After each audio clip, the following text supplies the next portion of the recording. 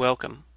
I'm Sebastian Mahfood, and you're listening to WCAT Radio, the on-air wing of En Route Books and Media, bringing you the dulcet sounds of Catholic wisdom. Hey folks, welcome back. This is Pat Flynn, and I am delighted for you to hear this episode. I had just a rollicking good time on this one. And not only that, but this is one of the most hotly requested topics, or questions, I guess you could say, that people have wanted me to present on the Pat Flynn Show. And perhaps not the entire show, but at least my Sunday school segment. And that question or that topic goes something like this. It comes in many forms, but it goes something like this. Is there a conflict between the scientific worldview and the religious worldview? Or is there compatibility between the two? And I will admit to you that for many years, when I would have considered myself an atheist, I did think that there was a conflict. For whatever reason, I thought that science had made God unnecessary, perhaps even impossible. Now, mind you, I was not a scientist, nor a very good philosopher at the time, and as I began to study science and become trained in philosophy, this myth, because obviously now I do believe that it's a myth, began to dissolve. And I've done many episodes on this before, but I figured, let's take this a step further, because this is something that people seem to be extremely interested in. So that's when the name Stephen Barr was presented to me, and he is an extremely accomplished theoretical physicist. I'm not going to go into his bio now, because I literally read from his Wikipedia page in an interview. And he's just an all-around fascinating, incredibly charitable person, brilliant mind, and I think he's got a lot of important things to say on this subject. So you're going to like this episode. I think no matter what your background is, religious, not religious, whatever your religious affiliation happens to be, I think you're going to get a lot out of this. Professor Barr is a Catholic like myself, so we do talk on some specific Catholic topics, mostly the history of the church, and trying to get at what the actual history of the church and its relation to science was, and clear up some very common myths there.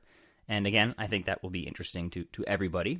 But and then we get into a lot of the big questions and pick his brain as a theoretical physicist on everything that you could probably want to know about the relationship between religion and science. So I'm going to be quiet now for a minute. You're going to hear my voice again once it gets into the interview, but you know what I mean.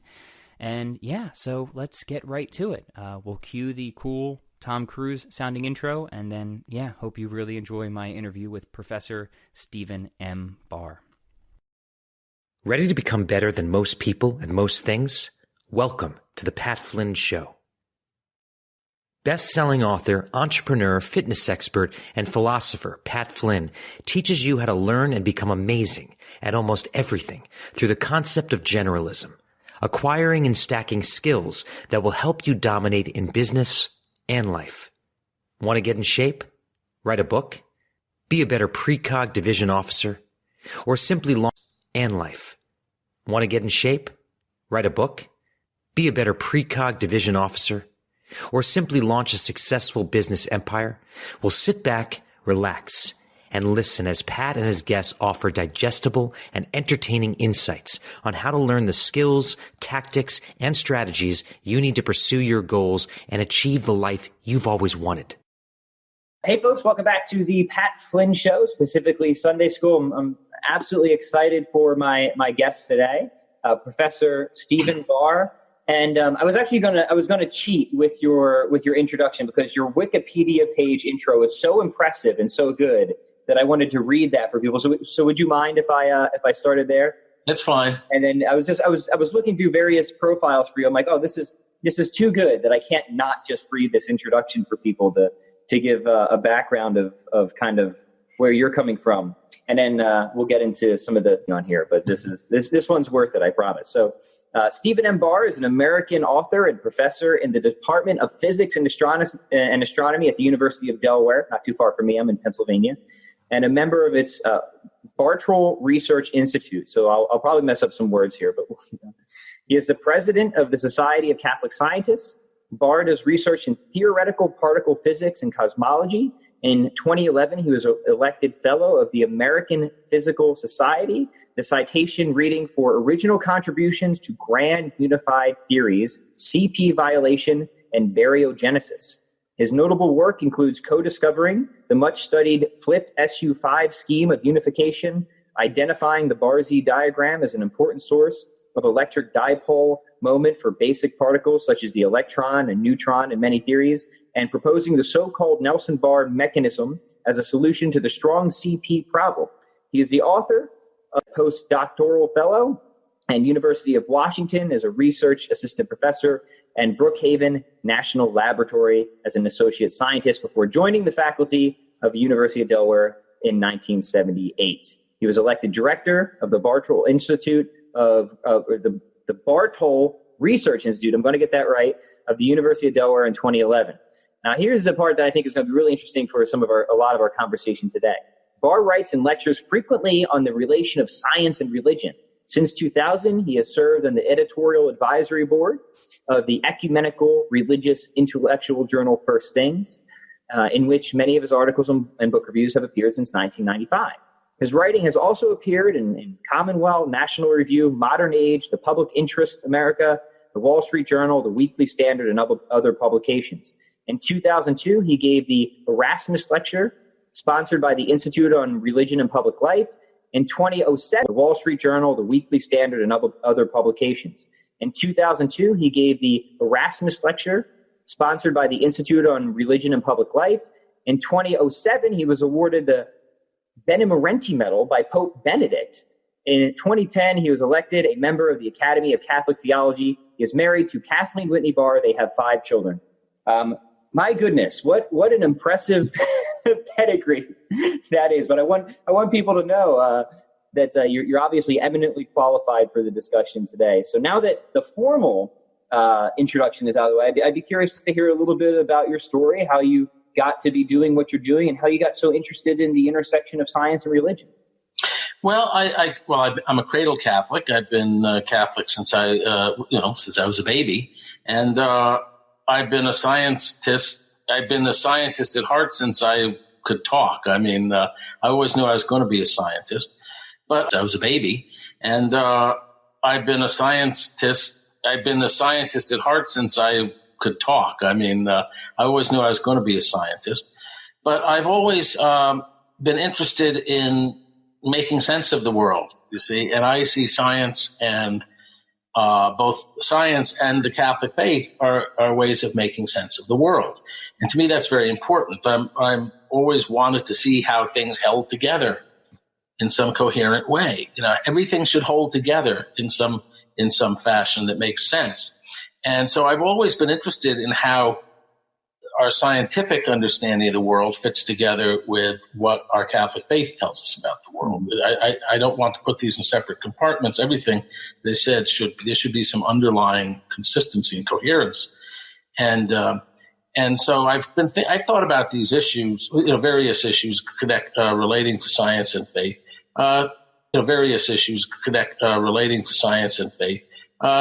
Since I was small, and just for my own satisfaction. And so I thought a lot about those things. And then I didn't think I'd ever actually write about them. That sort of happened by accident. In 1995, I got very interested in a book, and I wrote a book review of it and sent it to First Things. And much to my astonishment, they published it. So then they started sending me books that had to do with science and religion, and asking me if I'd write book reviews. So I got into writing, and then one thing led to another. And eventually I decided I'm going to write my own book, because I looked around, and there wasn't a lot written from a Catholic point of view about how science and faith fit together. Almost nothing was out there. And I felt, well, if no one else is going to, and then that got me speaking around the country. I've traveled to, I think by now, 35 states, all over the place, speaking on science and faith. And then eventually somebody contacted me. So why don't we start an organization of Catholic scientists? So we did that 2 years ago. So one thing has led to another. Yeah, and like I said, your work was helpful in me and in my reconversion process. So I'm glad I get to personally thank you for that and explore some topics with you today. So let's get right at the obvious thing, which is not everybody holds your position, do they? There's a number of people out there who feel that there is some type of inherent conflict or contradiction between the scientific worldview on one hand and the religious worldview on the other. You see no such contradiction or conflict. So help us unpack that. Where are these people coming from? What are they not getting right? Generally kind of reconcile these worldviews, and then maybe we get into some specifics. Okay. Now, this is a big topic. So how long do we have to talk? As long as you're willing. Okay. Well, there are many reasons why people think there's a conflict. There's not one single reason. So one reason is historical. There's a historical myth that has developed largely in the last since the late 19th century. Though it goes back even earlier, but that's when it really got a widespread following. There's a myth that historically religion and science have been at war. Sometimes called the warfare between science and religion people talk about. And this is called by historians of science the conflict thesis. And it's been exploded. I mean, serious historians of science and science reject this and say that it is completely unrelated to the actual history of the relation of science and religion. It's completely a fabrication. So that's one thing. But a lot of people, I grew up thinking that there was such a conflict. I remember reading books as a kid. And that's how everything was framed. A lot of people who go into science are socialized into that view of the history of science. That's what they grow up believing. So that's very powerful. Galileo is the symbol of that. And when I talk to audiences of Catholics, whether they're high school students or college students or professors, and I'll say what one name comes to mind when you think of the historic relation between the Catholic Church and science, they'll immediately chorus Galileo, everyone says. And then, of course, there's the fundamentalist Protestant attacks on evolution that are still going on. Galileo was 400 years ago. Okay, so that was 400 years ago. Okay, so that's water over the dam. But every day people hear about religious people, mostly fundamentalist Protestants, attacking evolution. So it keeps alive this myth. That's one big part. But there's also philosophical reasons. I'd say a couple of, for one thing, a lot of people don't really understand what traditional Christian belief is. And a lot of them have lost, they don't really, even Catholics, a lot of Catholics don't know what the church actually teaches about various things. And many people don't know what science actually says about things. So there's a lot of misconceptions and misunderstanding that causes people to think there's a conflict. So let's go back a little bit and maybe unpack these things, because this myth was something that I bought into myself for a while, and then by kind of looking into it a little bit deeper, studying work from people. So let's go back a little bit and maybe unpack these things, because this myth was something that I bought into myself for a while, and then by kind of looking into it a little bit deeper, studying work from people like you and other historians, you say, well, that really isn't quite the story, is it? And what you promote, and what I find convincing when you go back and you look at the evidence, is that it's the sort of environment, the social environment that the Catholic Church created that allowed the development of science as we know it here and now. Whereas the myth kind of makes it seem like, the Catholic Church just wanted to keep people in the Dark Ages, and then the Enlightenment came along and broke away from it, right? So what's the real history here that people should know?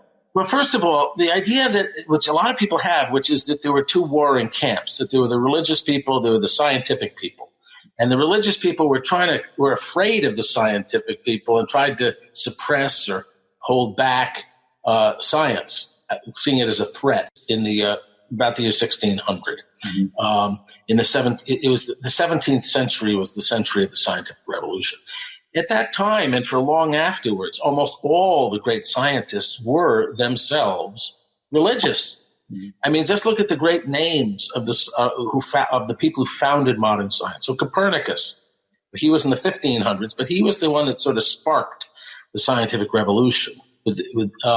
And he was an official of the Catholic Church. He was not some sort of atheist. He was an official. Some people have said he was a priest, but he probably wasn't actually ordained. But then Kepler was a devout Lutheran. And he was probably the next great figure, Tycho Brahe, but Johannes Kepler. You look at his books on science; they're filled with prayers. One of them is, "I thank you, Lord God, our Creator, that you have allowed me to see the beauty in your work of creation." That was the attitude back then. Wrote works in defense of religious belief, against skepticism. Robert Boyle, who was considered the founder of chemistry, was a devout Anglican.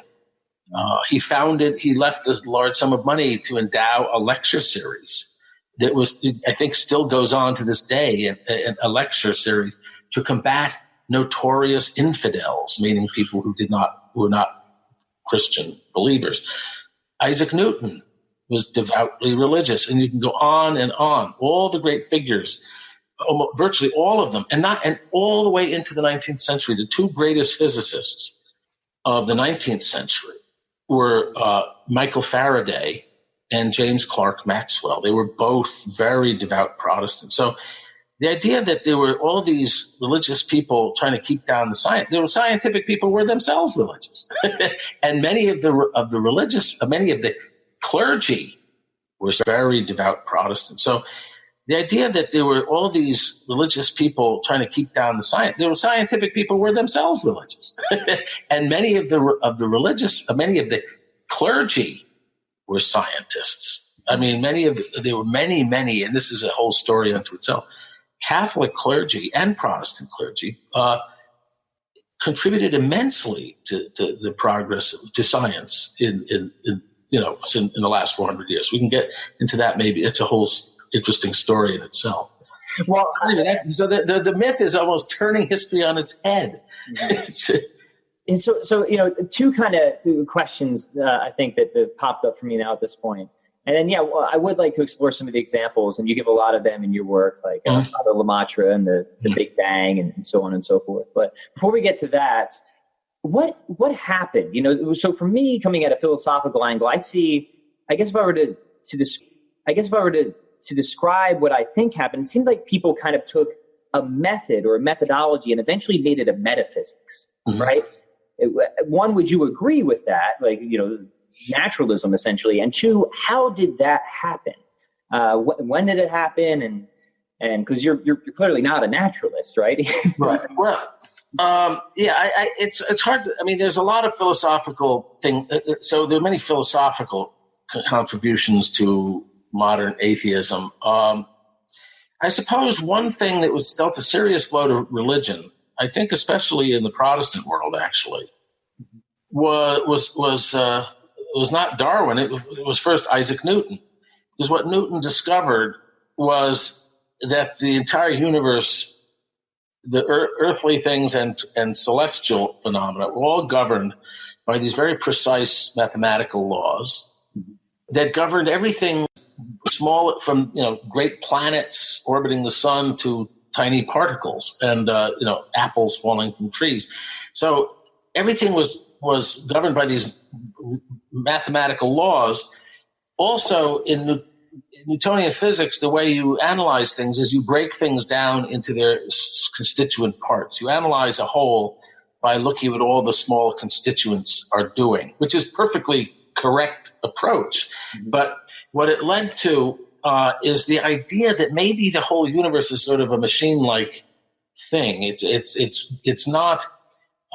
It gave a very machine-like picture of the universe, and people began to doubt how there could be free will. That was a big issue, because if everything is governed by these rigid laws, then our bodies, everything is governed by these rigid laws. How can there be freedom in this system? How can people freely choose to do this or that? If the mathematics is forcing things, because that was one of the features of Newtonian physics, is the equations had a property called determinism. That is, if you knew what was happening at one time, the equations would uniquely tell you what was happening at later times. So there was no flexibility in the system. what was happening now uniquely determines what's going to happen in the future. So how can I act freely? That was a big shock to people. That was one contributing factor. And so people, again, having a view of the whole world as very lawful and rigidly lawful, also worry how God could, then people started to worry how God could intervene. They felt that for God to have any effect on things, he had to somehow reach into this machine and twist things out of the way they would have gone according to the laws. He would have to sort of violently intervene in nature for many people of faith. I think that's what may have started people losing their faith. But there are many other contributing factors. It also made people doubt whether there could be miracles. Mm-hmm. Miracles were a big problem for people because everything is very lawful. Then how can a miracle happen? Isn't that a violation of the laws?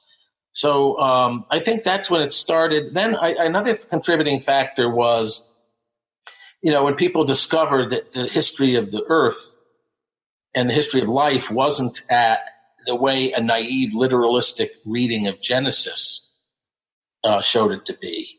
That shook their confidence in the veracity of Scripture. Mm-hmm. So I think that was another big effect. And people also just had began to worry about the soul. Mm-hmm. Do we really have a soul? Aren't we ourselves just material things governed by laws of physics? We're just a bunch of atoms. Of course, people didn't know about atoms until maybe the beginning of the 20th century, but we are made of some physical stuff governed by physical laws. Where does the soul fit into all of that? So I think there are a number of things that fed into people having doubts about the soul, about free will, about the veracity of Scripture, and so on. So if you don't mind, maybe we could kind of take them one by one, because I don't think that these are just old conflicts. I think people struggle with these certainly even today. Correct. A number of things. So everything from, determinism is still pushed quite heavily, especially by new atheists, right? Mm-hmm. Right. People think that miracles are somehow prevented by the laws of physics and so on and so forth. So how do you respond to these objections or claims? How do you reconcile these things? Okay, well, first of all, there's a couple of miracles are the easiest one to deal with, and so on and so forth. So how do you respond to these objections or claims? How do you reconcile these things? Okay, well, first of all, there's a couple of miracles are the easiest one to deal with. The laws. Let's look at things from the other side. Mm-hmm. So the universe is very lawful. That actually is a very powerful argument for the existence of God. In fact, that's one of the oldest arguments. If you go back to the early church fathers, what do you see them pointing to when they're talking to non-believers as evidence of God? Well, one, the mere fact that the universe exists. The sheer fact that anything exists means that it has to be some cause of existence. God is the cause of existence of the world, of everything. The other thing is the orderliness of the world. All the church fathers, and I could come up with a skein of quotes of 20 or 30 church fathers saying things almost in the same words. When you look as pointing to a lawgiver who is God, in fact, the whole notion of the laws of nature arose in the Western world, probably, some people argue, as a result of the idea of God as a lawgiver. So it was really the idea of laws of nature comes, in a sense, indirectly from the idea that God, there's a lawgiver who's not only the lawgiver to Israel, but the lawgiver to the cosmos. Now then, what about miracles? Because miracles, some of them, clearly seem to violate the laws of physics. But that's not a problem, because if the laws of nature are God's laws, if he is the lawgiver, then he can suspend those laws. If there only are laws because God willed that there should be laws, he ordained these laws, and therefore he has the power to suspend them or override them for some. The reason he's willing to sort of suspend the laws that he has established is the salvation of souls, is the salvation of people. Miracles in salvation history the Bible and afterwards, always have something to do with saving us. Mm-hmm. And that's the overriding, that's more important than the orderliness of nature. We are more important than that. So miracles thank are, God. Yeah, I mean, thank God. So miracles are not really a problem if you believe that the laws are not like the laws of mathematics. Mm-hmm. 2 + 2 = 4 cannot be violated, or the laws of logic cannot be violated. But the laws of nature are not absolute laws like that. They could be otherwise. Mm-hmm. I mean, they just happen to be these laws, but you could imagine that the universe had different laws or no laws. And but there are only these particular laws because God willed that there be these particular laws. And if that's to be otherwise, mm-hmm. I mean, they just happen to be these laws, but you could imagine that the universe had different laws or no laws. And but there are only these particular laws because God willed that there be these particular laws. And if that's the case, then he can clearly will otherwise. He can suspend them. So miracle is not a problem. So what are the other things? Well, the free will one is free will. What comes up? Yep. Well, free will. Well, maybe before we get to free will, what about how does God act in nature? This is a big problem. You see, I think at the root of almost all the idea that science and religion are at odds is one fundamental mistake. I think that explains a lot of it, a lot of the philosophical confusion. Mm-hmm. And that is that people see the God and nature as alternative explanations. Mm-hmm. It's God or it's nature. So if there's a natural explanation for something, well, that means that God had nothing to do with it. And if God is the cause of something, well, then that proves it was supernatural. And so it's a zero-sum game. And therefore, the more science explains, the less you need God to explain anything. This is the fundamental error. The mistake there is that for Catholics, and all the way back through the entire history of the church, nature is not an alternative to God, because God is the author of nature. The mistake there is that for Catholics, and all the way back through the entire history of the church, nature is not an alternative to God, because God is the author of nature. God is the one; He is the cause of nature. Anything that has a natural explanation is ultimately coming from God, because God is the creator of, the author of nature.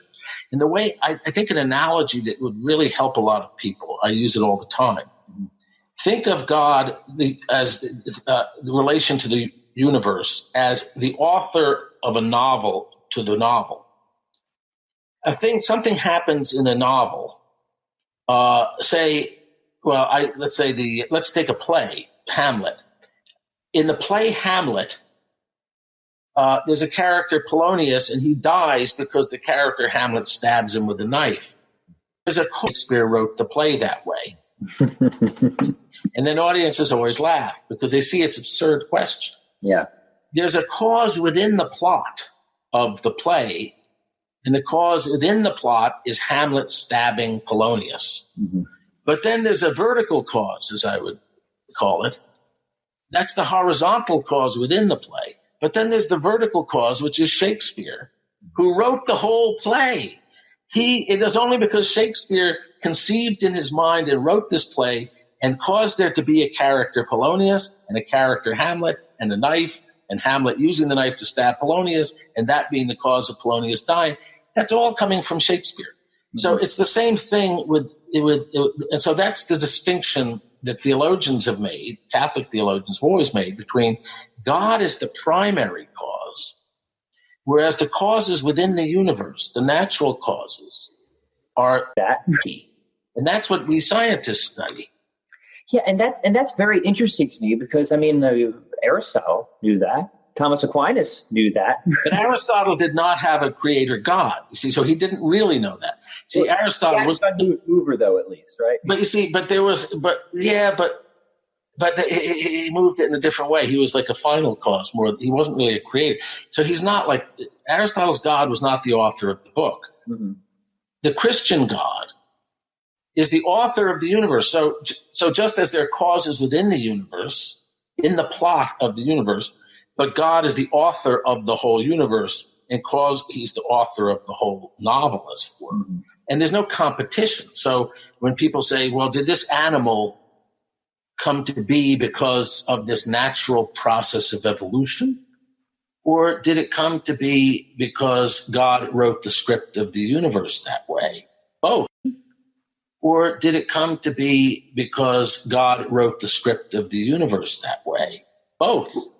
You see? And so and people don't understand this, so they think it's either or. Well, now science has explained this, so now we don't need God. No, but it's like saying, we know you can understand what happened in the book's plot.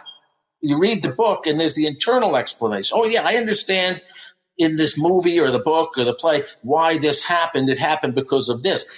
That doesn't get you out of the need to have an author. Mm-hmm. You still need the author of the book. So, yeah, if you don't mind, I'd like to maybe get a little bit more specific in your specialty, which is physics now, because all of that makes absolute sense to me, and that's ultimately the conclusion I came to. But I think people continue to be misled or continually confused because they will hear somebody like, famous example, out of absolutely nothing, which to me is just a metaphysical absurdity, how he would ever do that. But as a physicist, what is your take on that, and how do you address that when somebody will bring up somebody like Hawking? Well, the best answer to Hawking saying that was something Hawking said earlier, because actually Hawking really completely demolished this argument in something that he wrote quite a while ago. His first famous book, popular book, was The Brief History of Time. I forget when it came out, but it was 20 or 30 years ago, probably closer to. But anyway, in The Brief History of Time, I think he was thinking more clearly about these issues. I don't know, he got confused later for some reason. Mm-hmm. But he said, look, all that physics can give you is a set of rules and equations, mathematical rules and equations. That's, for the last 400 years, that's all physics has been. That's all. The only kind of physics we know is a set of rules and equations, mathematical rules and equations. That's, for the last 400 years, that's all physics has been.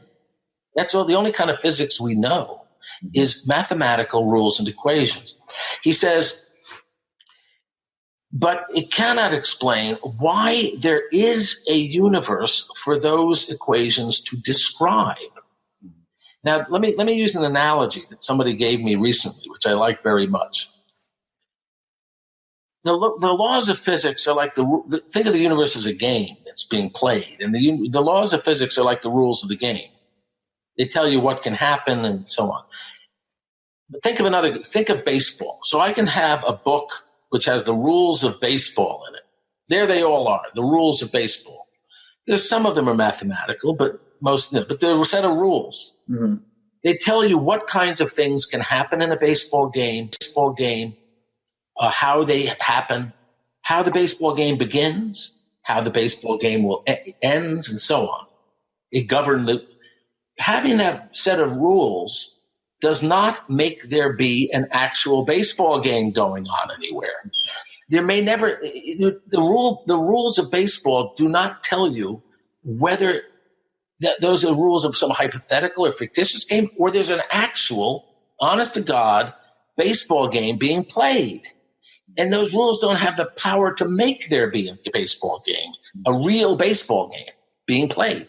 In the same way, the laws of physics describe what a certain kind of universe would be like, what kinds of things would happen in it, how it would begin, how it would end, and so on.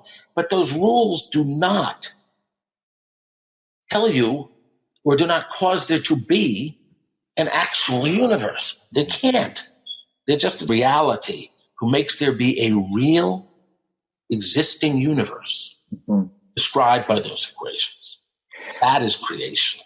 So, I have a lot of my studies were in sort of natural theology, a lot of the sort of Aquinas and Lonergan style of arguments for God's existence. But there's a lot of philosophers and scientists who really like to kind of get down into some of the more scientific particulars. And I'd be curious what your thoughts are on some of these arguments. You have a sort of one that's becoming more popular now, looks at the fine-tuning of the universe as evidence for design. Do you think that there's validity to that? And can you describe what fine-tuning is for people? And okay. Yeah. So that's a very interesting topic. And now what I would say is, just as a prefatory thing, I don't like attempts to prove the existence of God. I think that it's a topic. And now what I would say is, just as a prefatory thing, I don't like attempts to prove the existence of God. I think that backfires for many people, especially if you're talking to a scientist or a mathematician, and you say, I'm going to prove to you that God exists. That's not the right approach, because, of course, they know what a proof is. In mathematics, is practically the only place where you get really what could be called rigorous, airtight proofs. And so they're going to look at your proof, and for them it'll become a game. They're going to look at the proof. You say to a mathematician, I'm going to prove this. Of course, the proof is only any good if there's not any flaws in it.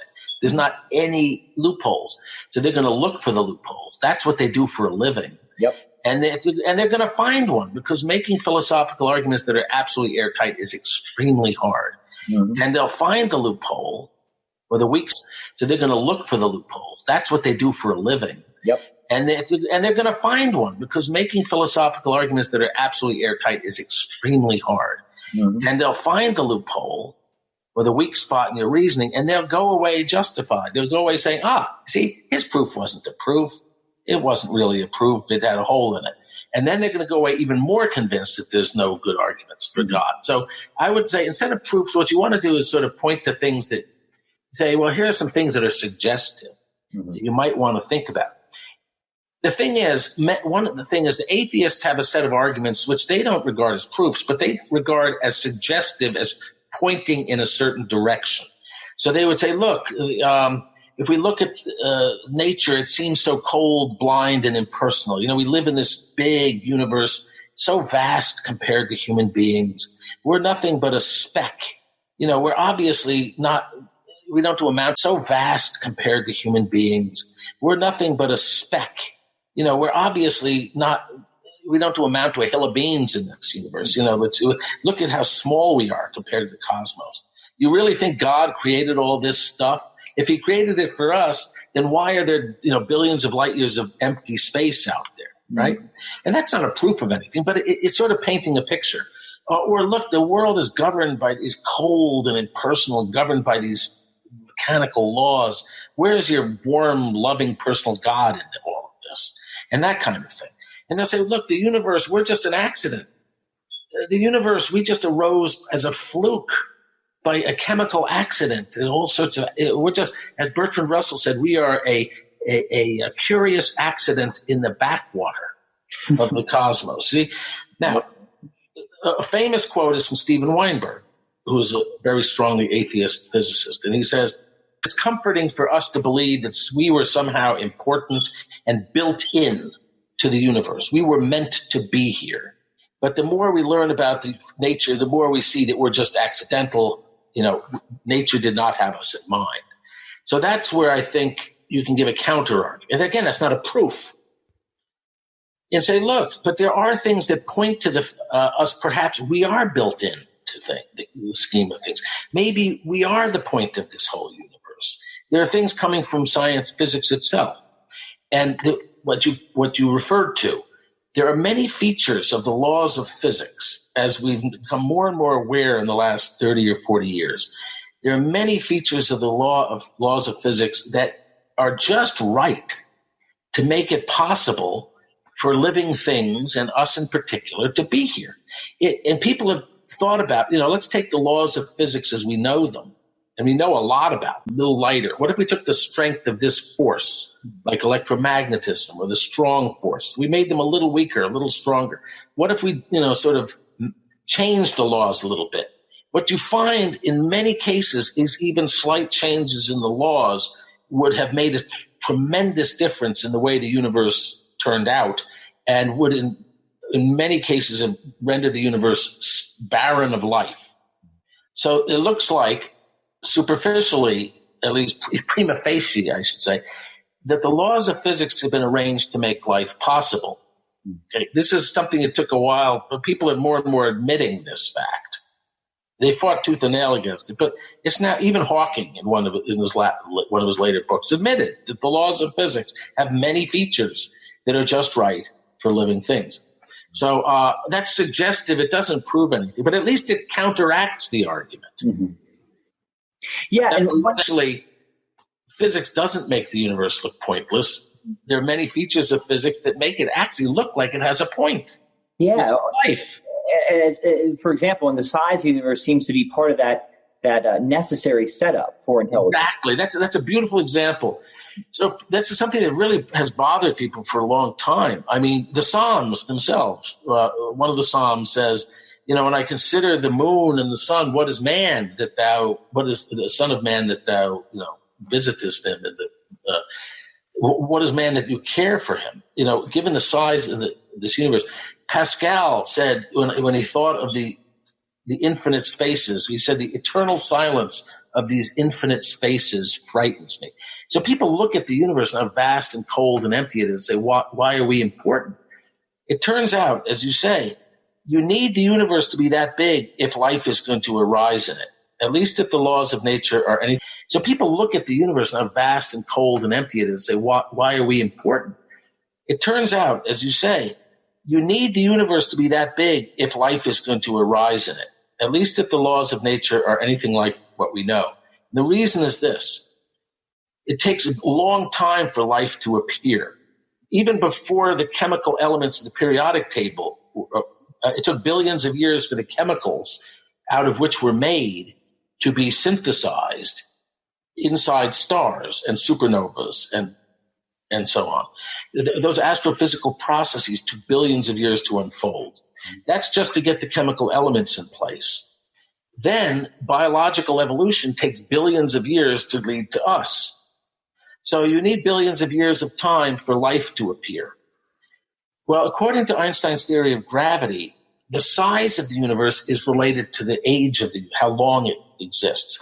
So if the universe never gets larger than a certain size, then it only lasts a certain time. So suppose you said, well, I think a more human scale for the world, God, if we're really important, wouldn't God have made a world that was more on a human scale, like the size of North America? That would be plenty of space for the size of the Earth. If the universe had never gotten bigger than that, it would have lasted for about a hundredth of a second. See, even the solar system, which is itself enormous compared to human beings, it takes light, hours to get to some of the other planets. The solar system is vast compared to, but if the universe had never gotten bigger than the solar system, it would have lasted for a matter of hours, not billions of years. So you need a universe this vast for us to show up on the scene. So instead of pointing to our insignificance, I think it's sort of the more fundamental question. But even given that, and I want to make sure that I'm understanding this right, is that there seems to be these sort of almost arbitrarily set constants and quantities, correct? Right. Now, I wouldn't push that too far, and I'll tell you why. Yes. So for example, there are many examples. A classic one has to do with the strength of the force that holds nuclei together. There are four known forces of nature. Electromagnetism is one, gravity is another. And then there's one called the strong force that holds nuclei together. Well, people have asked themselves, a long time ago, what if the strong force were a little bit weaker than it is? What if it was, say, 25% weaker? It turns out that it would have been too feeble to hold together a very critical nucleus called deuterium. And as a result of that, almost none of the elements of the periodic table would have been formed because the strong force wouldn't have been able to. The periodic, very critical nucleus called deuterium. And as a result of that, almost none of the elements of the periodic table would have been formed because the strong force wouldn't have been able to wouldn't be strong enough to have all these different kinds of nuclei form. Mm-hmm. So that's an example. But there are many others.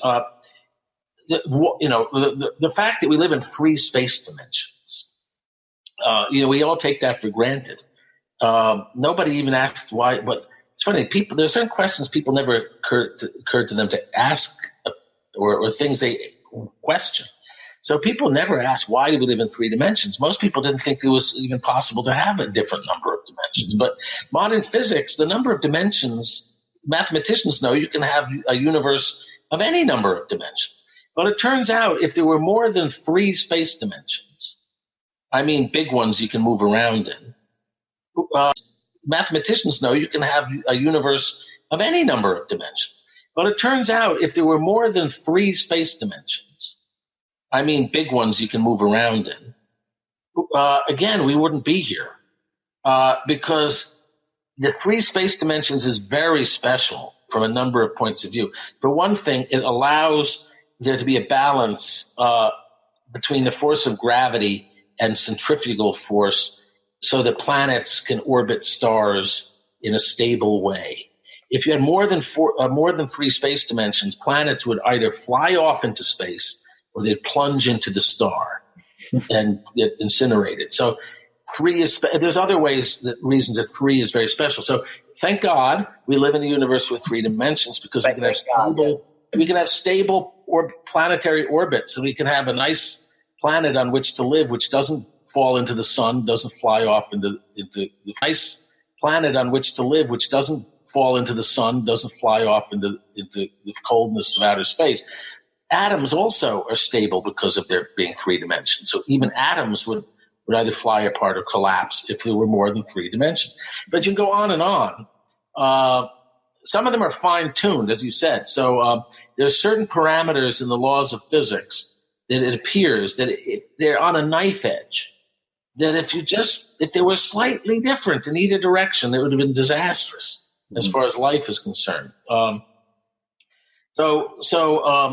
But I wouldn't push that too hard, because there is a naturalistic way of accounting for at least some of these. That's right. I was going to bring that one up, because sometimes people would admit, it seems like it's fine tuned for life, right. But then they posit this multiverse scenario. Right. Seems to be the typical move there.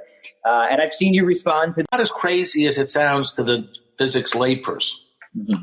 And that is that, well, let me give you an analogy that makes it clear.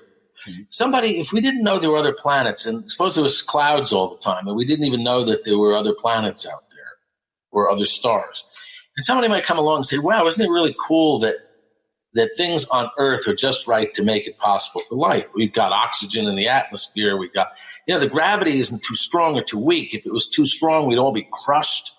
If it was too weak, the atmosphere wouldn't be strong enough to hold the atmosphere. The atmosphere would leak off into space.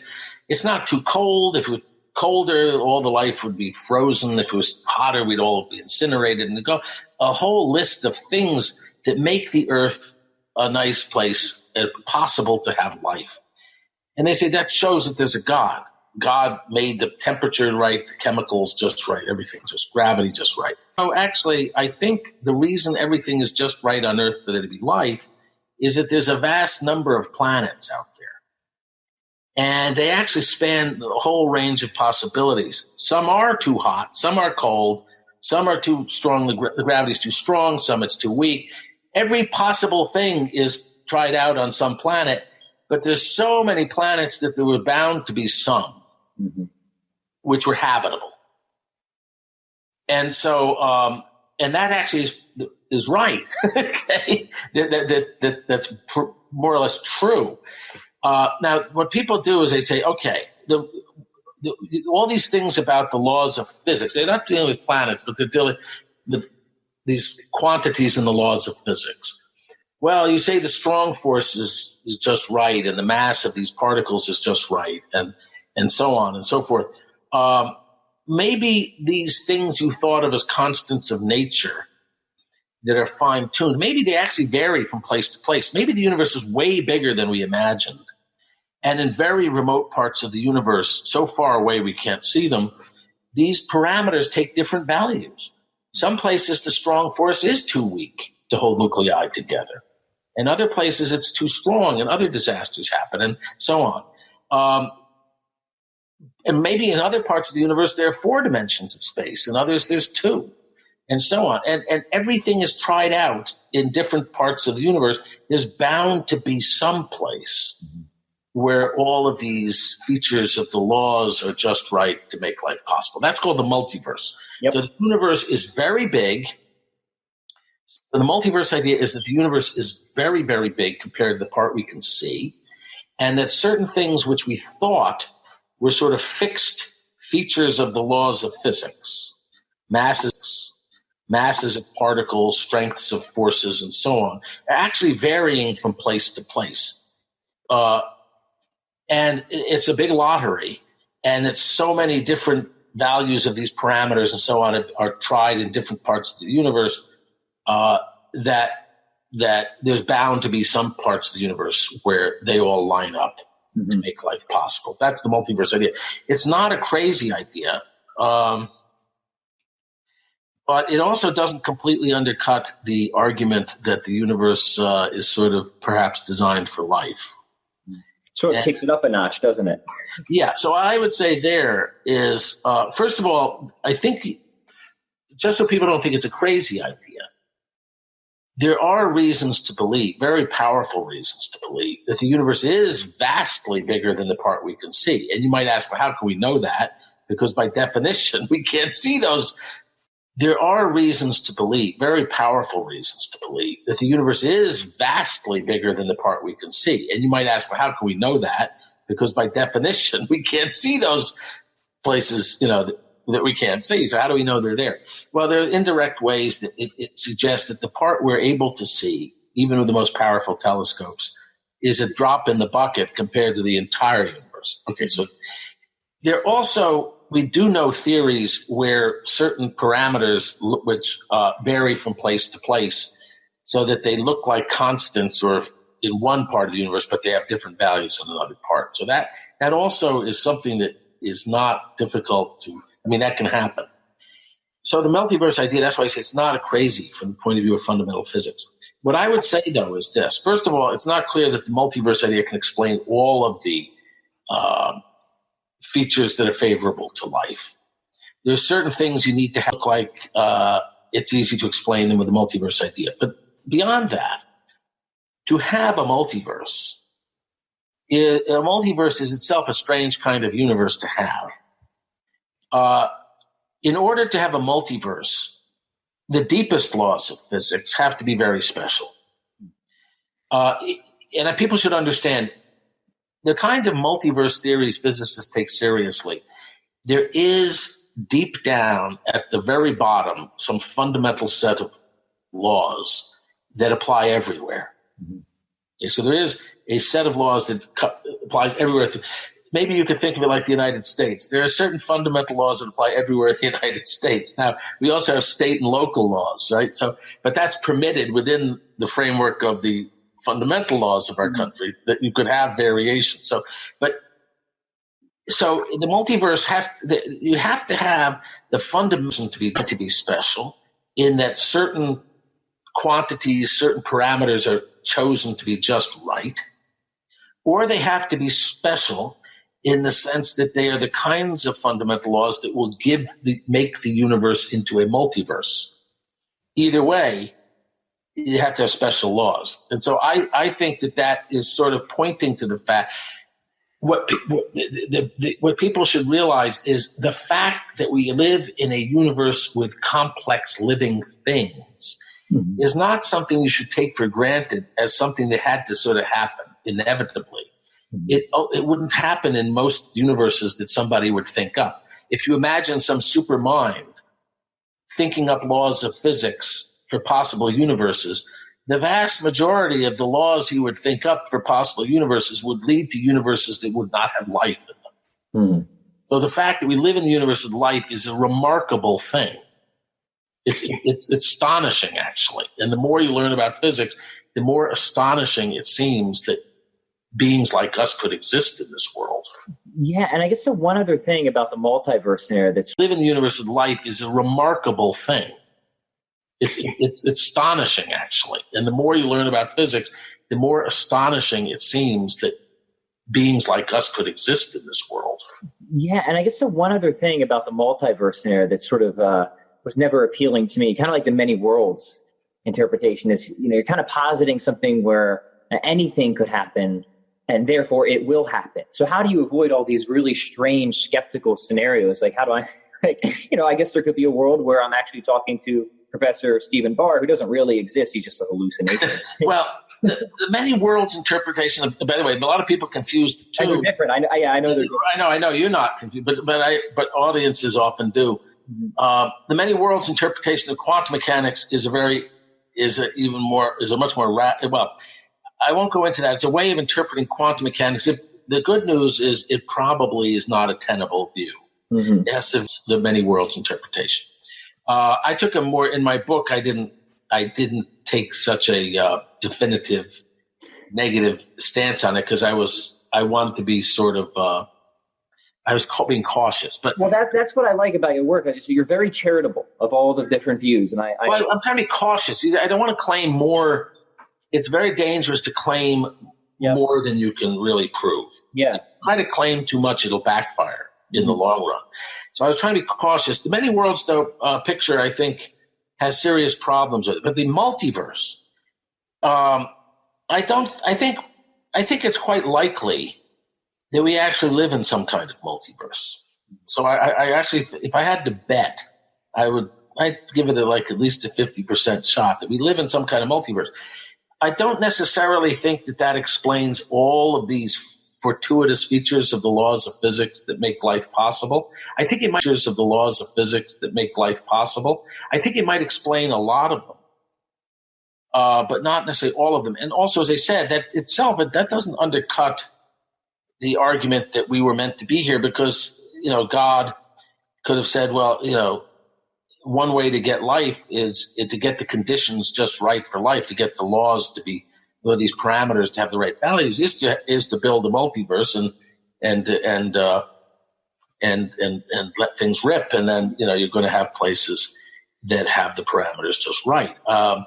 So it seems to me that's not I think it's bad for religious people to attack the multiverse idea. Yeah. Mm-hmm. It's not as crazy as it sounds. I mean, the more you know about physics, the less crazy it seems. But and as I said, it doesn't really undercut the argument that we might be meant to be here. Yeah, and so, it certainly wouldn't make a difference to me anyway. Well, why is there a multiverse rather than nothing at all? Right? Sort of like, why is there the contingency, classic Leibnizian, even Lonergan too, who I mentioned you're a fan of. The much more fundamental philosophical questions. Right. The fundamental ones are the fact that anything exists at all. Mm-hmm. I think Leibniz is the one who said, why is there something rather than nothing? Mm-hmm. This is the question that creation answers. It would have been a perfectly logically self-consistent state of affairs for there to have been nothing in existence whatsoever. Actually, except for God, because I think God is a necessary being. Logically necessary, I agree. God is a necessary being. God cannot not exist. God has to exist by his nature. God must exist. But it's quite possible that nothing else exists. There's certainly no finite creatures, no finite beings, no universe. Why do any contingent? And then why does it then? In fact, the early church fathers, to go back to scripture itself, the orderliness of the world. Mm-hmm. It's the lawfulness.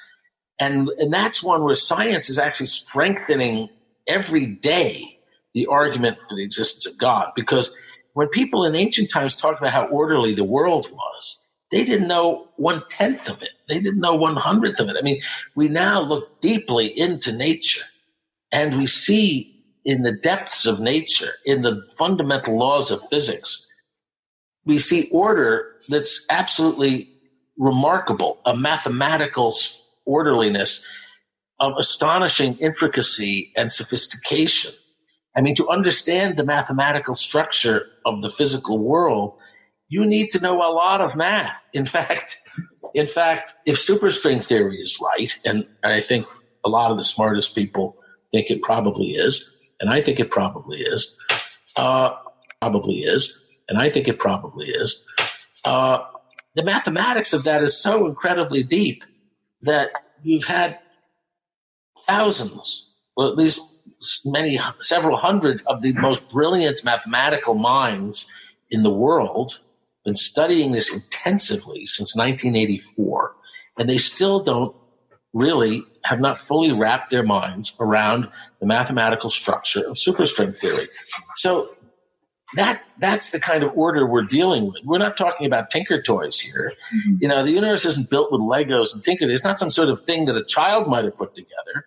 This is really sophisticated stuff. And so this argument that the orderliness of the world points to a mind is, I think, more powerful than ever. Yeah, which is a really interesting thing, because I told you how I'm sort of I say convert, but revert. I was baptized Catholic. The world points to a mind. Yeah. Is, I think, more powerful than ever. Yeah, which is a really interesting thing, because I told you how I'm sort of I say convert, but revert. I was baptized Catholic, fell away from faith pretty early, and for many years I would have considered myself an atheist, and some of the arguments I would have given were exactly what we talked about. Well, look at the universe. It's so pitiless. It doesn't matter, right? And that was just me just being ignorant. I never really looked into any of these things that we were talking about. And when I finally did, when people challenged me on this, and I was blown away. And then, of course, the sort of deeper philosophical arguments were really helpful to me too, because I'm with you. I try and avoid physics or biology because I'm not a specialist there. But I can give you a good Thomistic or Aristotelian or sort of metaphysical argument there. But I love talking to people like you because you are a specialist there, and you can help clarify things for me. So in that sense, I certainly couldn't not have the conversation. His friends taught me how to say his name. So how do you do it one more time? Because I was getting he says it's sort of like le maître. Le maître. Yeah, now, most people say le maître. That's how I say it. Yeah, but it's apparently le maître. I try to say it right, but every once in a while I just throw up my hand and say, the heck with it, I'm going to say le maître. Yeah.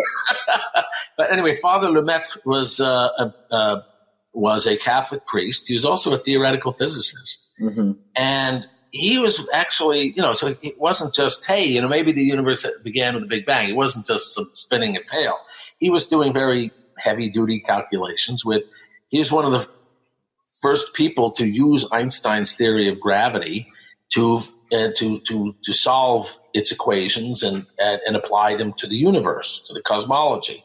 And he showed two people independently, he and a Russian Jewish mathematician named Alexander Friedman, independently, the equations of Einstein's theory of gravity could describe a universe, an expanding universe that expanded from some very small size.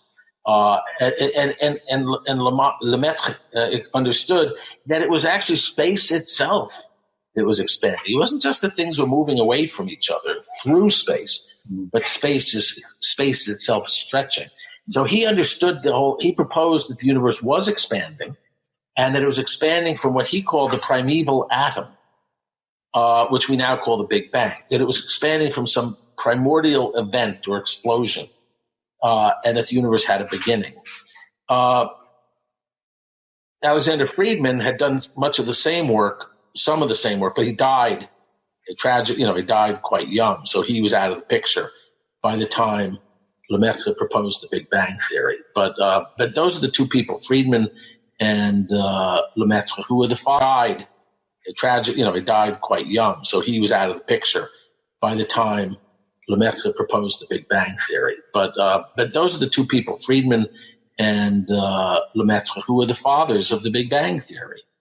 Really, Lemaitre more than anybody else. And he was a Catholic priest. Yeah. It's funny, you give talks, and sometimes you find people who say, the Big Bang theory is some atheist thing because it disagrees with Genesis or something. But first of all, the Catholic Church has never been committed to a literalistic reading of Genesis where you say the earth has to be 6,000 years old or whatever. That's really a fundamentalist Protestant reading of Genesis. And when you tell them that actually the Big Bang theory, not only was the Big Bang theory proposed by a Catholic priest, but it was enthusiastically embraced by Pope Pius XII in 1950. He wrote that actually the Big Bang theory, not only was the Big Bang theory proposed by a Catholic priest, but it was enthusiastically embraced by Pope Pius XII in 1950. He wrote, or 1951, I think it was. He gave an address, Pope Pius XII. No modernist he. No, he was Not at all. No one can question Pius XII's orthodoxy. And he was really enthusiastic about it. And he gave an address to the Pontifical Academy of Sciences in 1951 that said, look, science itself tells us that the universe had a beginning. Mm-hmm. And so he got very – and then actually that kind of scared Father Lemaitre because he thought that maybe the Pope was getting out ahead of his skis and that, maybe the Big Bang Theory hadn't been confirmed at that point. Yep. Mm-hmm. So what if it turned out to be wrong, But this is actually a big triumph because the idea of a beginning of Western thought really comes out of the Bible. Mm-hmm. Before the Bible, or at least in the pagan Greek thinkers tended to think, almost all of them, I believe, thought that the universe had always existed. Yeah, which is why when you look at Aquinas, he gives that premise that the universe might have been eternal. Right. He argues from contingency, sort of down in being, not back in time. Right. It's exactly so. The pagans thought the universe. Aristotle thought the universe had always existed, and in modern times, many atheists are much more comfortable with the idea that the universe has always existed. Mm-hmm. They're very uncomfortable with the idea of a beginning. The idea of a beginning came through a biblical revelation. Mm-hmm. And in fact, the pagans of antiquity, some of them apparently mocked the Christian and Jewish idea of a beginning. Mm-hmm. They would say, what was your God, your Christian God, doing for all that infinite stretch of time to that?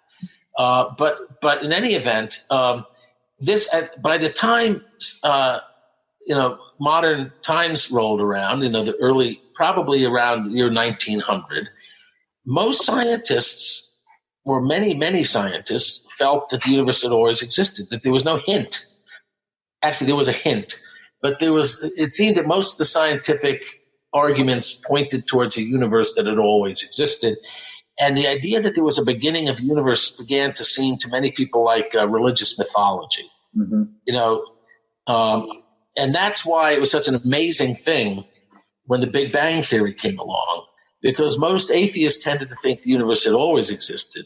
Mm-hmm. And many scientists thought that because seemed to be no really good, it seemed to be the most scientific view that the universe always existed. And lo and behold, the Big Bang, it turns out it always existed. And lo and behold, the Big Bang, it turns out, it seems to be that the universe had a beginning. Mm-hmm.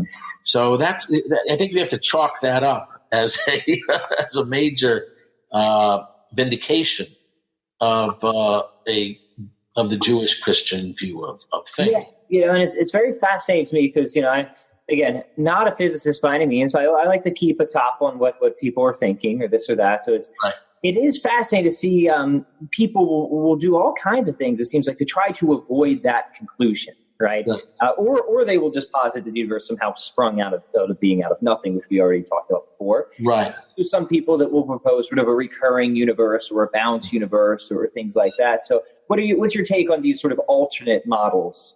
Well, we don't know. I mean, to be fair, we don't know with absolute certainty from science, and may never know from science whether the universe had a beginning. The evidence is overwhelming that there was a Big Bang. Mm-hmm. Now, it's possible, and the standard picture of cosmology, the standard model, but it is possible, it's conceivable that there was something before the Big Bang, and that the Big Bang was not the beginning of everything in the whole universe, but maybe just the beginning of some epoch in the universe, the beginning of our part of the universe. Mm-hmm. It may be that everything that came out of the Big Bang is just part of a larger whole that stretches back infinitely into the past. Now, it's hard to exclude that absolutely, because for one thing, you can't see past the Big Bang. You're not going to be able to directly know what, if anything, was before the Big Bang, because the Big Bang would have obliterated any memory of anything earlier. Okay, but there are strong theoretical arguments that even if that the universe had to have a beginning at some point, if it wasn't the Big Bang, if there was something before the Big Bang, nevertheless, there are strong theoretical arguments that there had to have been even if that the universe had to have a beginning at some point. If it wasn't the Big Bang, if there was something before the Big Bang, nevertheless, there are strong theoretical arguments that there had to have been a beginning of the universe at some point, a finite time in the past. And some of those arguments, if I understand correctly, would even apply to a multiverse, correct? Right. And the strongest argument has to do with what's called the second law of thermodynamics. Mm-hmm. The second law of thermodynamics, people have heard about entropy. Entropy is increasing. Basically, as we all know, everything tends to fall apart after a certain time. Things run down. Mm-hmm. Things age. They get old. They disintegrate. The rocks erode. Paper crumbles. Things rust and decay. We live in a world of death and decay. Not to be too depressing about it, but this is something that that Christian theologians have always known. We live in a world of road, paper crumbles, things rust and decay. We live in a world of death and decay, not to be too depressing about it, but this is something that, that Christian theologians have always known. We live in a world of corruptible matter. Yeah. And eventually everything does wear out and fall apart. And that's what the second law of thermodynamics tells you. Things are constantly going from a state of more organized, orderly structure into a more disorganized, messed up condition. Mm-hmm. And that being the case, it's hard, and that's why you can't have a perpetual motion machine. That's one of those famous things that people always, inventors are always trying to invent a machine that would run forever, mm-hmm. a perpetual motion machine or a perpetuum mobile. But science says you can't have that. You can't have a machine that runs forever because friction and also, the second law of thermodynamics would cause it eventually. It would run out of steam. So that's really the very basic, and it comes back in more sophisticated and subtle forms. Whenever you look at models that are designed to theoretical models of universes are infinitely old, you always find that they run into trouble with the second law. Yeah. So that's why it's probably the weight of argument is that the universe had a beginning. If you had to bet, it's a pretty safe bet. Yeah, which is very interesting, and just to kind of push the significance of it is that if you accept that all of space and time had a beginning, right? Well, then you would have to posit some type of cause for that beyond space and time, which sort of fits in with what the classical theistic view of the world of God would be, wouldn't it? Well, there's an argument. There are arguments along those lines, and there are great philosophers and great theologians who have argued for a creator on that basis, that if the universe had a beginning, then it had to have someone to cause that beginning. I'm not that sympathetic with that argument myself, but who am I? I think it's safer to. You're certainly somebody. No, I'm saying there's an argument that's called the Kalam argument that's very popular now. That's the typical one, and I'm with you. I'll typically go if somebody wants an argument, I'll go for the contingency one. I like that. So I think St. Thomas. Now you see some of the great medieval theologians, St. Albert the Great, St. Bonaventure, they felt that certainly that if something was created, then it had a beginning. Mm-hmm. That is a beginning. St. Albert. Typically go if somebody wants an argument, I'll go for the contingency one. I like that. So I think St. Thomas. Now you see some of the great medieval theologians, St. Albert the Great, St. Bonaventure, they felt that certainly that if something was created, then it had a beginning. Mm-hmm. That is a beginning in time. And I think they may have believed that also if something had a beginning, then it had to be created. They tended to tie those two ideas close together. St. Thomas Aquinas, I think, had a better view. Mm-hmm. And St. Thomas's view was that those are distinct questions. Mm-hmm. One was the question of whether the universe, whether it was infinitely old or at a finite age, how it began in a temporal sense. Mm-hmm. The other was whether the universe had a creator in the sense of does its fact that it exists at all depend upon God's creative power. That's that. So creation beginning. I use the following analogy. Again, I like to use the analogy of a novel or a play or a piece of music. Mm-hmm. a piece of music has a beginning, usually, and it's the first notes or bars of the music. But that's different from the cause or the origin of the piece of music, which is the composer's mind. And if somebody said, why is there this symphony? Schubert's Fifth Symphony, why is there this symphony? Well, you wouldn't say, oh, here, look at the score of the music, look at these first notes.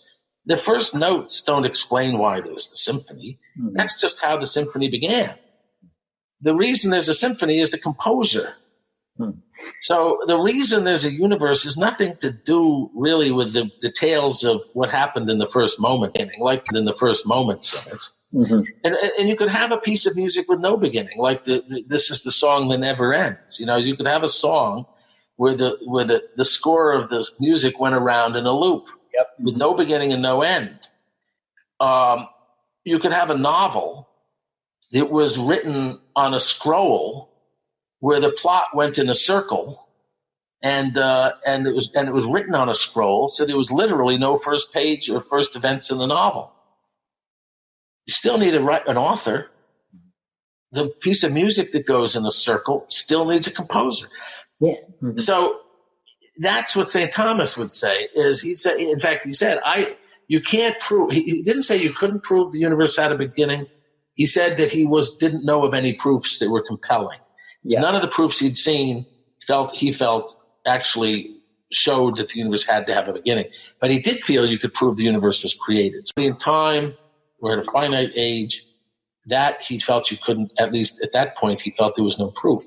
But those were two separate questions. Mm-hmm. And that's why I think the people who are obsessively, as a physicist, I'm really interested in what happened at the beginning of the universe. I would imagine. Yeah, I that's some of the stuff I have worked on. But that's irrelevant to the question of whether the universe is created. Mm-hmm. Poking around at if somebody said, why is there a novel, The Tale of Two Cities? And somebody said, oh, the reason there's a novel, The Tale of Two Cities, is because it begins this way. It was the best of times. It was the worst of times. No, those are just the first words. Who cares? That's not why there's a novel. So poking around among the first events of the universe simply tells you what happened at the beginning, the events of the universe. When I first found the work of Saint Thomas, and then Lonergan also, he makes this argument of the unrestricted act of intelligibility for God's existence, which I think is extremely powerful, but has nothing to do with the beginning or end, right? Right. But that's a proof that there has to be a God, because I like that argument. My version of it is that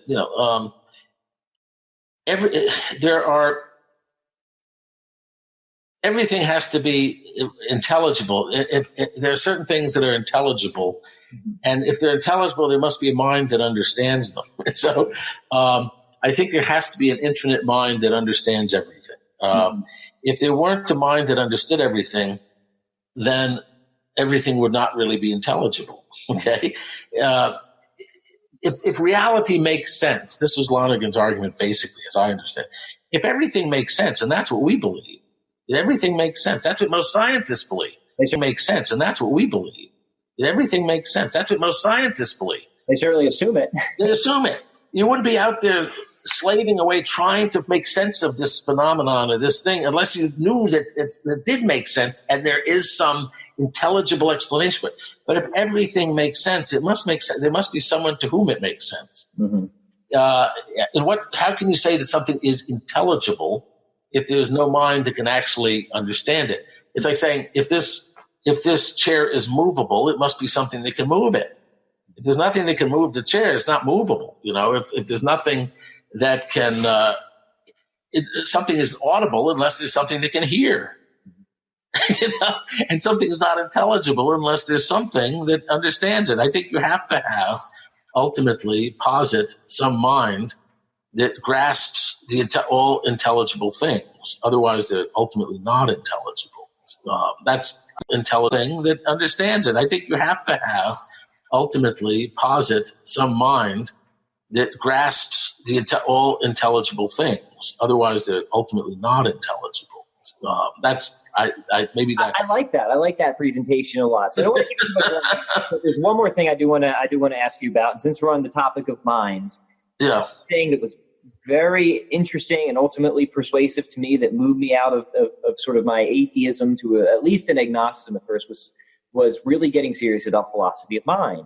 Yeah. And having immense difficulty trying to see how a world of just physical things, call it physicalism, Right. Could account for the phenomenon of consciousness. Right. There seemed to be something about consciousness that could not be reduced to purely physical things, right? Exactly. Now, a lot of people will bring this into the world of quantum mechanics and all sorts of things there. I didn't even find that necessary. Right. Well, this is something, this is something people should understand, first of all, is that what we're fighting against, us religious people, is the new atheism is not just atheism. It's not that they're just saying there's no God. They're saying something. The new atheists are much more radical than that. Most atheists are much more radical than that. Mm-hmm. They not only say there's no God, they say there's nothing but matter. Mm-hmm. So the real alternative to religious belief in the modern world is materialism or physicalism, as you said. That everything is just ultimately material stuff that obeys the laws of physics. Physics is the whole story, ultimately. That's all there is. And but the trouble is that is not a tenable view. And there are many arguments against physicalism, that everything is physical. And many of those arguments are given by people who are not, it can't be right. For example, the very famous philosopher Thomas Nagel, who not only says he's an atheist, he says not only do I not believe in God, he says, I don't want there to be a God. I don't want the world to be like that, is his famous quote. He admits, I don't want there to be a God. He admits to his strong emotional bias on it. Yep. He's an atheist, but he says physicalism is for the birds. It doesn't work. That mind has got to be something as fundamental as physical stuff. Mm-hmm. And another famous philosopher, well, he's not, I think, considered as great as Nagel, but he's certainly very famous, David Chalmers, who's not religious, doesn't believe in God. So there's several such, another person, very great philosopher, who is actually Jewish and religious, is Saul Kripke. Mm-hmm. He's given very strong arguments against physicalism. So there are arguments against physicalism given by philosophers that are taken very seriously and not made on religious grounds. Mm-hmm.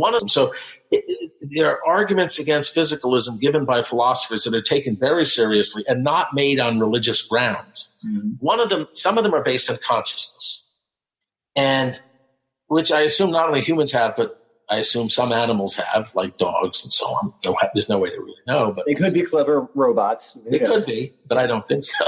But consciousness does not come out of physics. And I think there's a very simple argument for that. Mm-hmm. And that is, based on, it doesn't come out of physics as we have understood physics for 400 years. Because as we've understood it for 400 years, what physics is, as I said, is a bunch of mathematical equations. Physics is all about quantities that you measure and quantities that you calculate. They're quantities that appear in your equations. They're quantities that you can measure with some device. But so if you were to give a complete physics description of something, you calculate. They're quantities that appear in your equations. They're quantities that you can measure with some device. But so if you were to give a complete physics description of something, what that physics description would amount to in the end, a complete physical description, would be a set of equations and a set of numbers. It would be the initial condition, what all the numbers describing how all the particles or superstrings or whatever the fundamental constituents were, how all of them were moving through space and time, which is described by some numbers, and some equations that govern those numbers. Mm-hmm. Purely, it's mathematics. There's no way. So somebody gives you some physical system and says, here it is, and here's my complete physical description of it. I could actually take that description and put it in, send it to my friend in the distant galaxy as a set of numbers. Here are the equations, here are the numbers. This is a complete physical description of this thing. Experiencing it. Has a mind, is feeling anything, is tasting anything, is feeling warm or cold, is having a subjective conscious experiences. It can't come out of the equations. There's just no way.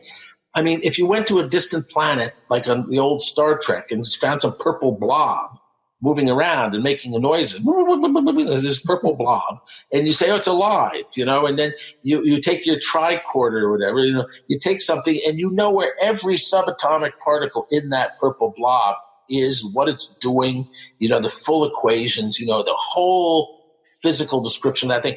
There's no way to derive from that mathematical information any conclusion about whether that blob is feeling anything or is aware, is conscious.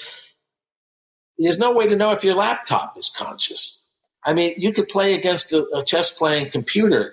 How do you know whether it's feeling strawberries is not something that appears in an equation? You can solve all the equations you want till you're blue in the face, and that doesn't tell you what the taste of strawberries is, or the smell of a lilac, or the sound of an oboe or something.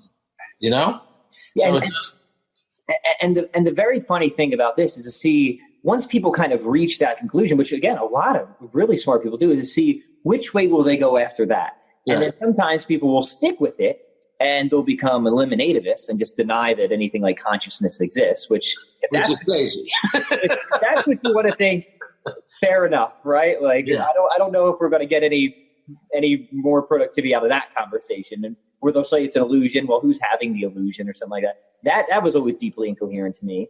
But then how else they try and explain it? I think of people like Chalmers and Nagel, and then they'll try and put it back into physical things with theories like panpsychism and things like this or that. Anything to Chalmers and Nagel, and then they'll try and put it back into physical things with theories like panpsychism and things like this or that. It seems to me anything to almost avoid, right? Well, you see, I think one could possibly say, and I'm sympathetic to this, that conscious, so a dog, I would say, is conscious, I imagine, has sensations. It tastes the bacon, and so on, that you give it, and smells the bacon. It's not just a sophisticated machine programmed that when the bacon molecules go in its nostrils that it behaves in some way. It actually is smelling, experiencing things.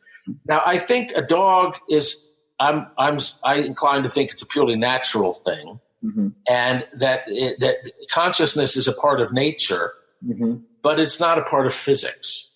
So I think the universe has two kinds of things in it. I'm not some radical dualism with the realities, which I think are equally fundamental, and they're clearly related by some natural law. In such a way that if you have a brain of a certain sort, you have certain kinds of neurons doing certain things, then you will have consciousness accompanying it. Yeah, by some law of nature. But that law of nature, which is, of course, God has ordained that it will be so, that law of nature is not a law of physics. Because, again, the physics can only describe the mathematical structure of things, and those conscious experiences, those tastes, those smells and things, the qualia, as philosophers call them, are not things you can put into equations. And so it's not what Chalmers talks about there being psychophysical laws. Maybe there's some kind of other kind of law. It's not physics, but there are laws that govern certain mental realities. He talks about there being psychophysical laws. Maybe there's some kind of other kind of law. It's not physics, but there are laws that govern certain mental realities and how they're related to the physical reality. But I would simply say it's not physics. That's all I'm confident of. It's not physics. And that's very important because most atheists who are sort of scientific atheists, the ones who take their inspiration from science, they think that everything is physics. See, physics does explain so much about the world.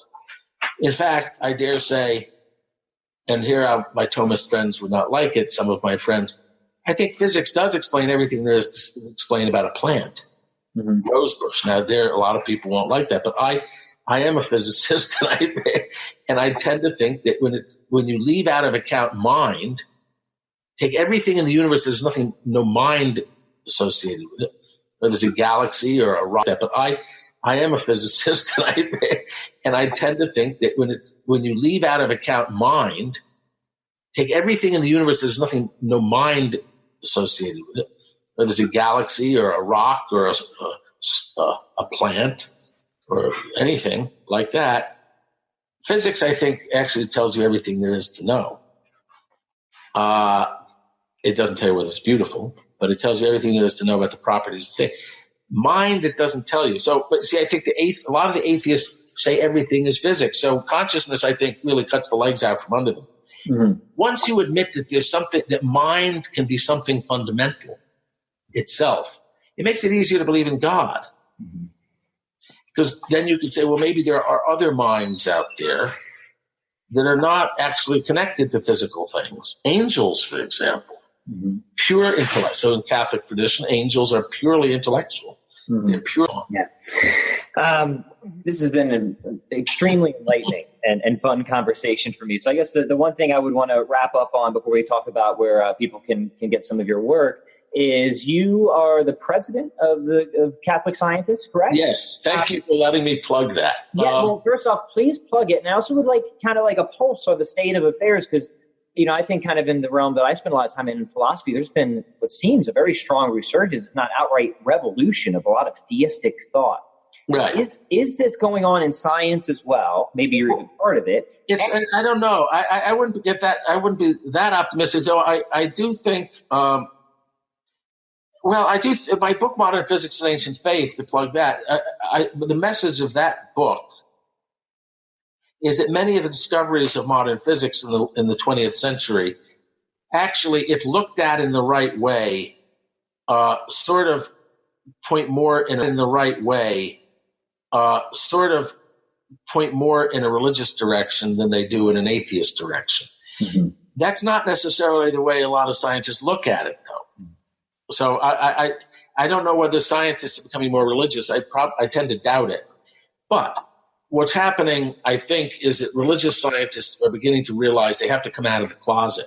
Mm. What's happened, anyone who's lived in the academic world knows that it's one of the least, there's less intellectual diversity and freedom in the academic world than anywhere else on the planet. I will attest to that, yes. And so people whose views are out of step in the academic world tend to keep a low profile because they are afraid that they will be discriminated against. Mm-hmm. And so there's a vicious circle here. So this is true also of religion. People who are religious are afraid discriminated against. Mm-hmm. And so there's a vicious circle here. So this is true also of religion.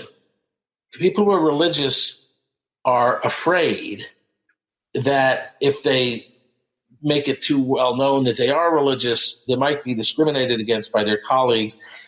Not all of their colleagues, but even if there's maybe at one critical moment in their career where they're up for a promotion or they're applying for a job, if there's one person who's anti-religious who knows might cost a serious, penalty. So people tend to keep their religion a little bit private and under wraps. That creates the impression within the scientific world that there are not very many religious people because they're so quiet about it. Whereas the atheists are out there very vocal.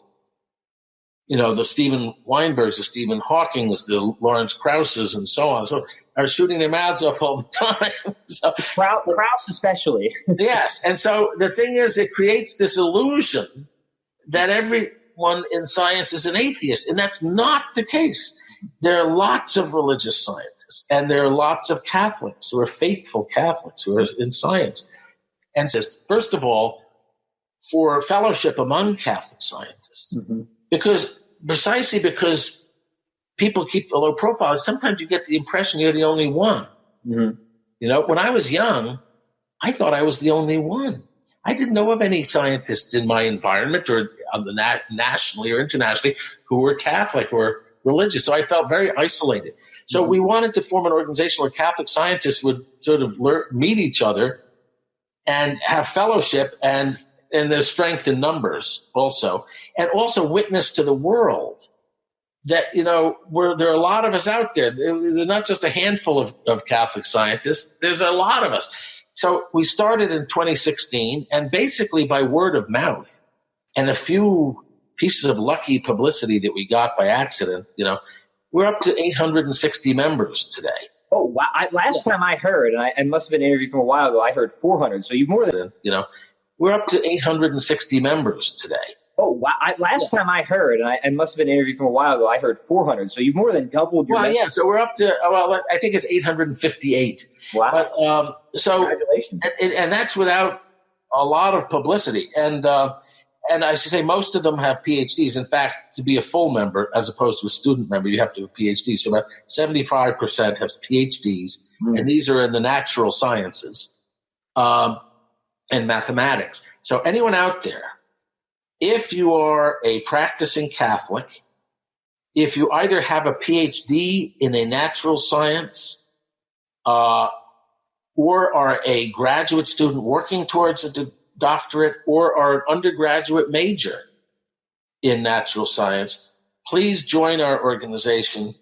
Just you don't even have to know the address. Go to Google and Google Catholic scientists, and it'll be hard for the world to not take notice of us. You see, that's the thing. People don't know that there are a lot of religious scientists. All they hear about is the atheist ones, and that contributes to the belief that science and religion are at odds. Yeah. When they begin to see, no, there are not only many scientists who are religious, but many of our members are very eminent. If you look at our board, not me, we have a member of the national. Pretty eminent. One of the members of our board, our vice president, is a member of the National Academy of Sciences. You can't get higher than that unless you win a Nobel Prize. We just gave our St. Albert Award at our last conference to one of the greatest physicists alive today, Juan Maldacena of the Institute for Advanced Study in Princeton. He is considered one of the top. I'll just put it this way. He wrote a paper in theoretical particle physics that is the most cited paper in the history of Weinberg and people like that. He's a practicing Catholic. So we don't just have numbers, we have some pretty high quality people associated with us. So please join us. Yeah, please do. Anybody who's listening, a scientist, a practicing Catholic, please contribute to the numbers here. I think it's a wonderful thing you're doing. Like I said, your work was very helpful for me throughout the years as I was kind of trying to dispel myself of a lot of these myths that we talked about, which is sometimes heavy work for people. So where's the best place to engage with your work, to pick up some of your books? Where do you recommend people start? Well, if you go to Amazon, the trouble is there's another Stephen M. Barr out there. I think is a fundamentalist, biblical literalist. So, what a coincidence. But Modern Physics and Ancient Faith is my main book. One came out, which is a collection of stuff mostly that I wrote for First Things, but for other places, called The Believing Scientist. So if you go to Amazon, Faith is my main book. One came out, which is a collection of stuff mostly that I wrote for First Things, but for other places, called The Believing Scientist. So if you go to Amazon and look up either Modern Physics and Ancient Faith or The Believing Scientist, I recommend those books highly. As do I. But the thing is, it's the physicist Stephen M. Barr. They're not other Stephen M. Barrs who are other people who I don't agree with. And I'll be sure to link the right ones in the show notes so people don't get that. So, but also, and if you go to my Wikipedia page, which you read from earlier, it mentions, I think, both those books. But I think I love it if people bought my book, but I love it even more if they join the Society of Catholic Scientists, if they're scientists or scientists in the making. Please join. And come to our conferences. You'll have a lot of join. And come to our conferences. You'll have a lot of fun. By the way, I should say that at our first conferences, scientists were so enthusiastic, these Catholic scientists, because it was the first time in their lives that they were in a room with, more than 100 other Catholic scientists. Yeah. And they sort of be themselves, Yep. It was like a fish who's been put in the water for the first time. I can imagine that being wonderful. Well, I hope that this contributes to your numbers, and I hope that this causes a revolution. It's such an exciting... That's our hope. That's the thing. So, thank you so much, Dr. Barr, and I hope we get to have a conversation again soon. Very good. Thank you. Thank you very much.